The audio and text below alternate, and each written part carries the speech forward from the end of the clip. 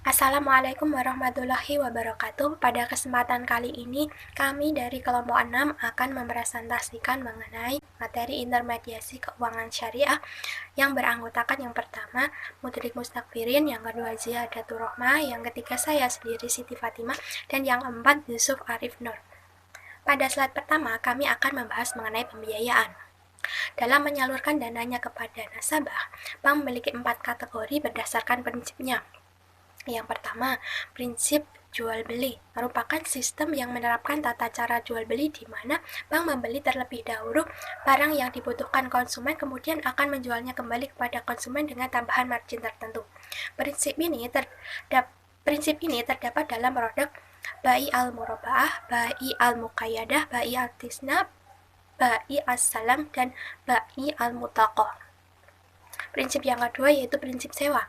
Dalam prinsip ini terdapat dalam dua jenis akad. Yang pertama, akad ijarah, yang merupakan akad sewa-menyewa yang tidak diakhiri dengan pemindahan kepemilikan. Dan yang kedua, akad ijarah mundiyah at-tamlik, yaitu merupakan percampuran antara akad jual-beli dan sewa-menyewa, atau bisa dikatakan sebagai sewa-menyewa yang diakhiri dengan perubahan kepemilikan. Prinsip yang ketiga yaitu prinsip bagi hasil. Jika dilihat dari sisi bagi hasilnya, terbagi menjadi dua, yaitu revenue sharing dan profit sharing. Atau kalau dalam hal persentase, itu dinamakan nisbah. Dalam prinsip ini terdapat dalam produk mudharabah, musyarakah, dan muzaroah. Dan yang keempat yaitu prinsip akad balangkat. Selanjutnya, slide kedua, mengenai jenis pembiayaan pada bank syariah. Yang pertama, pembiayaan modal kerja syariah, yang merupakan pembiayaan yang diberikan perusahaan untuk membiayai modal kerja usahanya dengan prinsip-prinsip syariah. Yang kedua, investasi syariah, merupakan penanaman modal dengan harapan mendapatkan manfaat di kemudian hari berdasarkan prinsip syariah.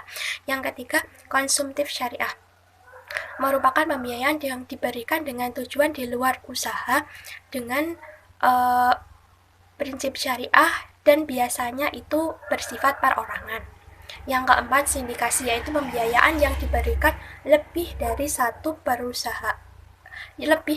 lembaga keuangan pada satu objek pembiayaan. Yang kelima, take over, yaitu pembiayaan yang timbul akibat take over dari lembaga keuangan non-syariah yang dijalankan oleh bank syariah atas permintaan nasabah. Dan selanjutnya, yang keenam yaitu letter of credit, yaitu pembiayaan yang diberikan dalam rangka memfasilitasi ekspor impor oleh nasabah. Selanjutnya akan dijelaskan oleh Mbak Ziyadatur Rahmah. Baik, saya akan melanjutkan presentasi dari Mbak Siti. Pada slide keempat, kita akan membahas tentang penghimpunan dana. Penghimpunan dana di lembaga keuangan, khususnya bank syariah, dapat berbentuk giro, tabungan, dan juga deposito.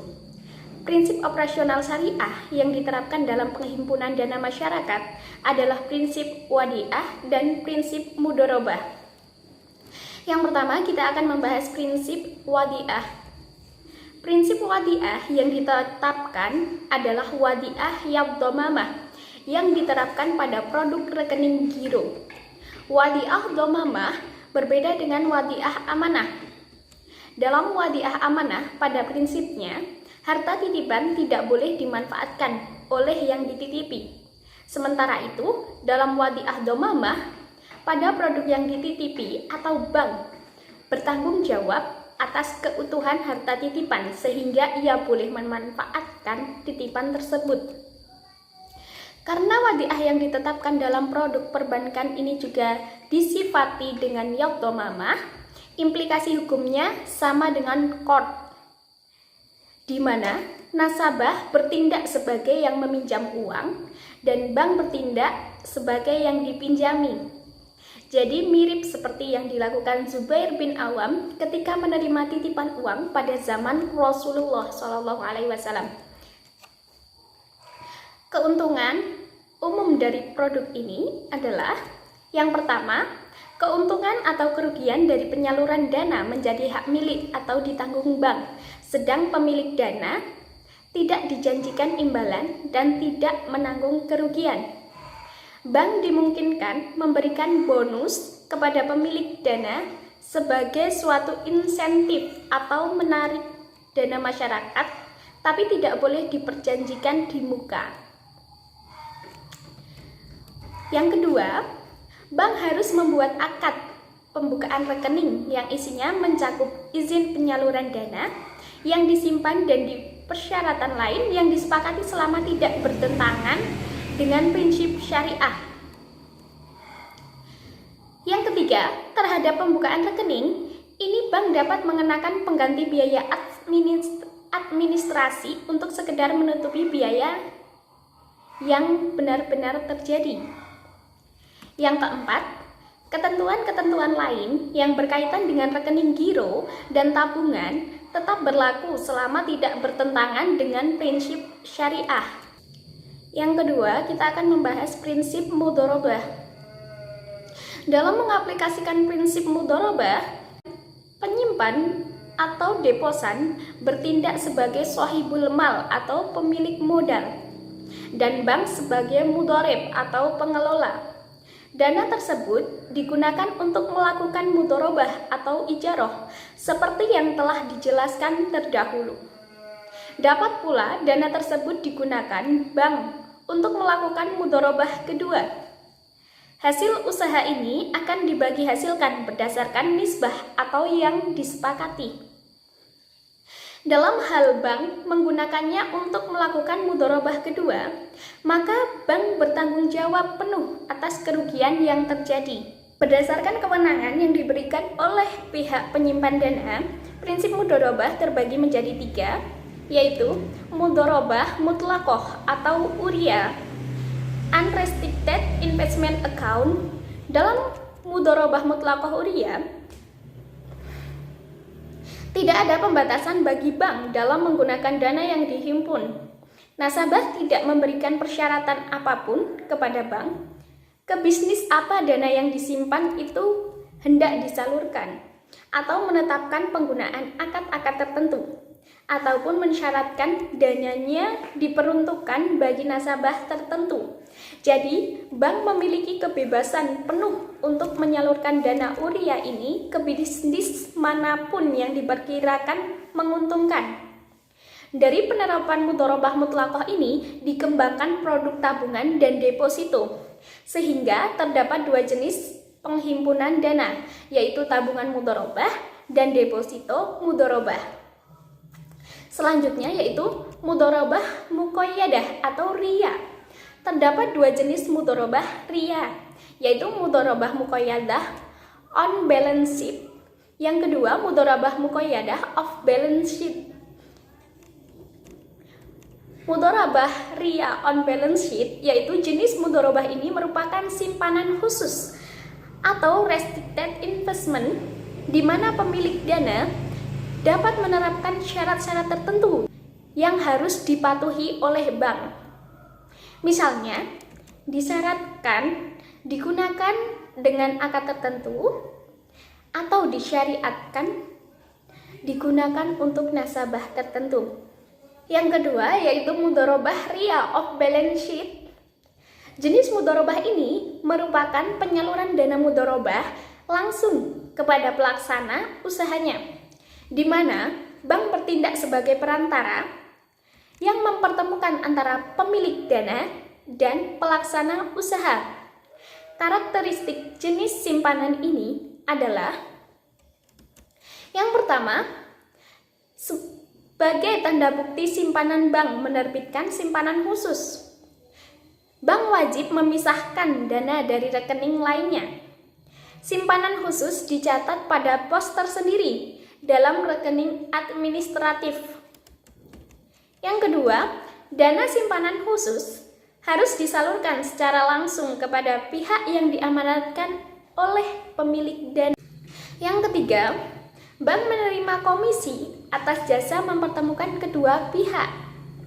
Sedangkan antara pemilik dana pelaksana usaha berlaku sebagai nisbah bagi hasil. Setelah membahas penghimpunan dana, sekarang kita akan membahas jasa keuangan pada slide ke-6. Selain menjalankan fungsinya sebagai intermediaris atau penghubung antara pihak yang membutuhkan dana dengan pihak yang kelebihan dana, bank syariah dapat pula melakukan berbagai pelayanan jasa perbankan kepada nasabah dengan mendapat imbalan berupa sewa atau keuntungan. Jasa perbankan antara lain, yang pertama, swap atau jual beli valuta asing. Pada prinsipnya, jual beli valuta asing sejalan dengan prinsip swap, jual beli mata uang yang tidak sejenis.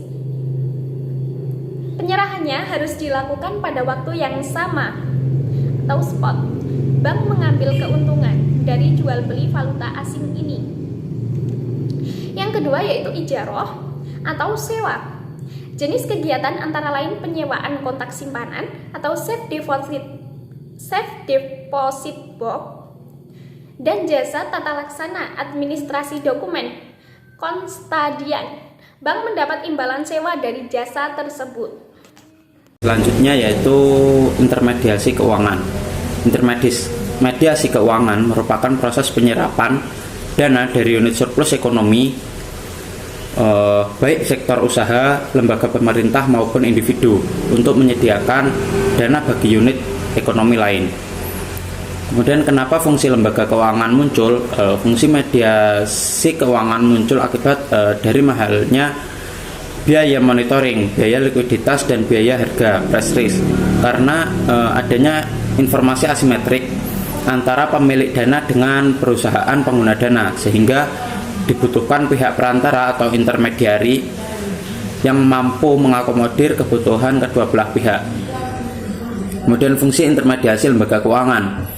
Secara umum, lembaga keuangan berperan sebagai lembaga intermediasi keuangan. Intermediasi keuangan merupakan kegiatan pengalihan dana bagi unit ekonomi surplus ke unit ekonomi defisit. Intermediasi berperan sebagai lembaga intermediasi risiko, intermediasi jatuh tempo, lembaga informasi, intermediasi lokasi dan mata uang. Kemudian metode intermediasi keuangan.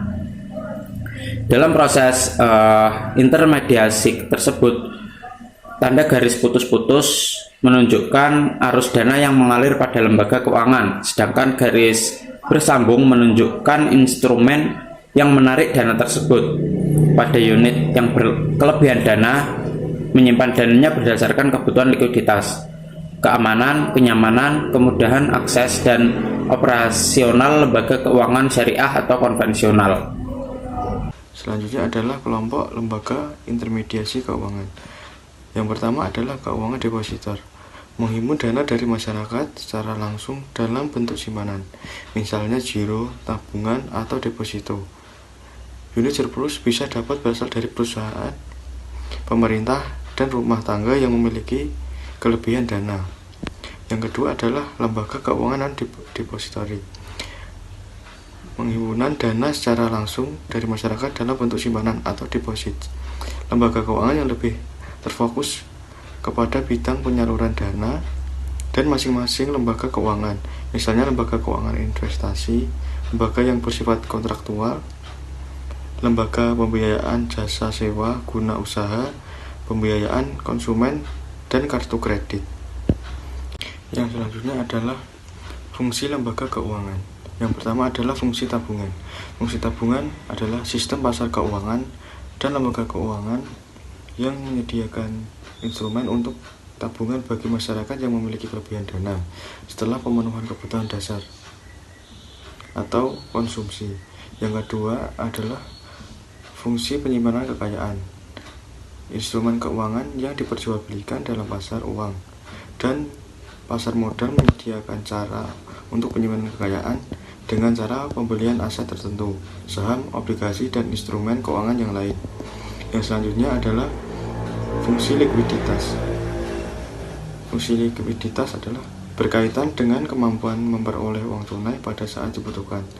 Kekayaan yang disimpan dalam bentuk instrumen keuangan dapat dengan mudah dicarikan kembali dalam memenuhi kebutuhan akan uang tunai. Yang selanjutnya adalah fungsi transmisi kekayaan. Kekayaan, di mana lembaga keuangan memiliki aset dalam bentuk janji-janji memberikan imbalan kepada pemilik dana. Yang selanjutnya adalah fungsi kebijakan. Fungsi kebijakan adalah pasar keuangan telah menjadikan instrumen pokok dan dapat digunakan oleh pemerintah untuk melakukan guna menstabilkan ekonomi dan memengaruhi dalam kebijakan moneter. Yang selanjutnya adalah fungsi pembayaran. Fungsi pembayaran adalah sistem keuangan menyediakan pembayaran atas transaksi barang dan jasa. Instrumen pembayaran yang tersedia antara lain adalah cek, giro, kartu kredit, clearing dalam perbankan. Yang terakhir adalah fungsi diverifikasi risiko. Fungsi diverifikasi risiko adalah pasar keuangan menawarkan kepada unit usaha dan konsumen kemana atau proteksi jiwa, kesehatan, dan risiko harta benda yang dapat dilakukan pada industri asuransi.